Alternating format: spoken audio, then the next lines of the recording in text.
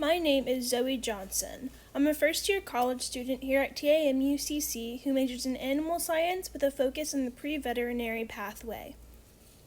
As a key concept in this semester, I was instructed to conduct a self-observation study which would be initiated by an influential change in my routine. I've decided to make it more fun for me by including my dogs in this exercise in the form of highly active training sessions and walks. As I take you through my study, we will be exploring the understandings that emerge from personal and academic success upon the implementation of a daily exercise routine.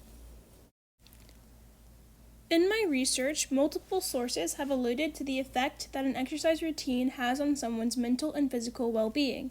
For example, an experiment conducted by a group of psychologists quantified the increase or decrease of depressive symptoms when intentional actions are used. In this case, it'll be in the form of training sessions.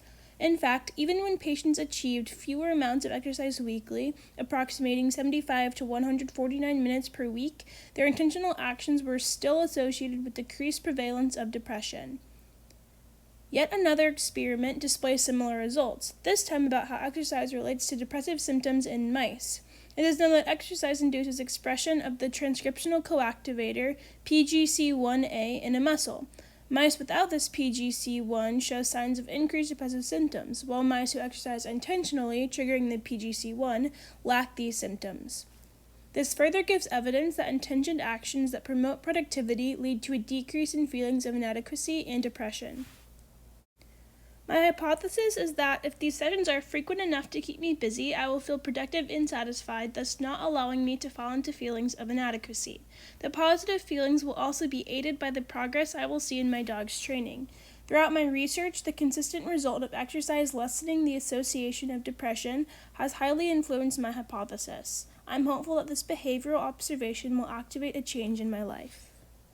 Every day from April 6th to the 11th, I followed these steps to execute and chart my progress. It is important to me that these training sessions are not scheduled, as the pressure of adhering to a time frame often makes the action anxiety-inducing and not enjoyable.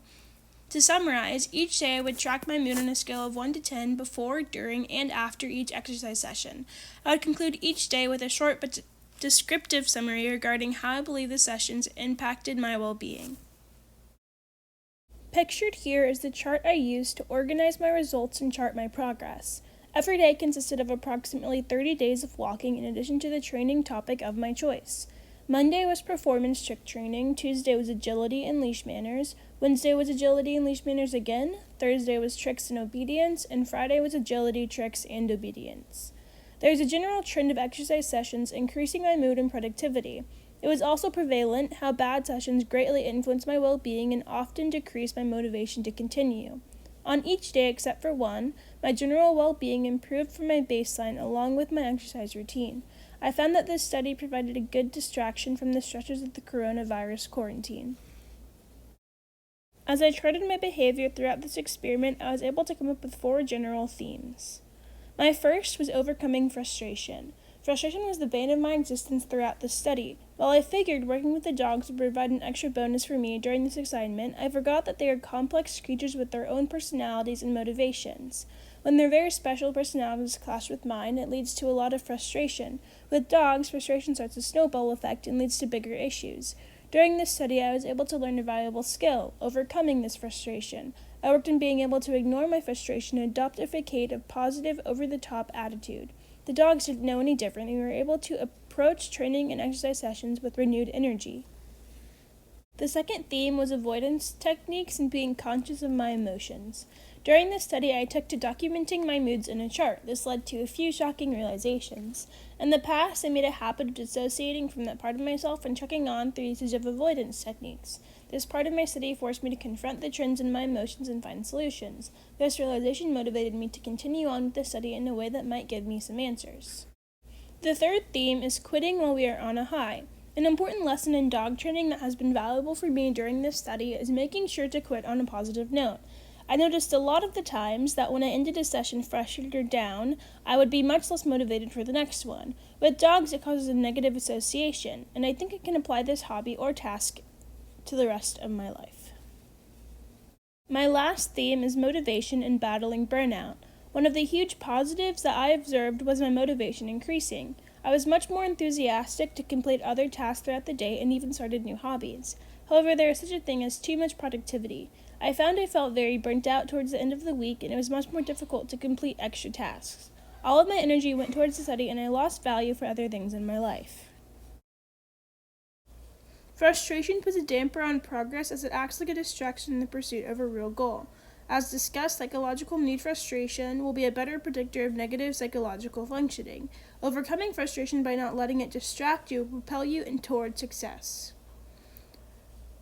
Avoiding mechanisms. Avoidance coping involves cognitive and behavioral efforts oriented towards denying, minimizing, or otherwise avoiding dealing directly with stressful demands and is closely linked to distress and depression. Confronting my emotions in order to find a solution is a better alternative, since reliance on avoiding coping seems especially likely to generate a broad range of stressors. Naturally, negative attitudes towards an action or event will lead the human brain to avoid the recurrence of this event or procrastinate. Having a positive attitude and ending your sessions on a good note have been reported to have favorable emotional characteristics and personality, including being more easygoing, relaxed, and efficient, but less likely to be anxious. Burnout is a psychological syndrome emerging as a prolonged response to chronic interpersonal stressors on the job. The three key dimensions of this response are overwhelmingly exhaustion, feelings of cynicism and detachment from the job, and a sense of ineffectiveness and lack of accomplishment. It's important to not get consumed by your work or exercise. Allow yourself breaks and compartmentalize the larger scale of your life. Spending a week hyper-focused on the ups and downs of my mood and productivity was pleasantly eye-opening. The study provided me irrefutable evidence that implementing some sort of intentional action in my daily life would jumpstart an aura of motivation and positive thinking. However, as much as I try to be a professional, I'm sure there are things in my study that could have been improved upon. I cannot put the full credit of my improvement or setbacks on my new exercise routine, as there are a million outside factors working on my life constantly. If there was a way to eliminate all of the exterior stresses and pleasures, the study might have been more insightful and accurate.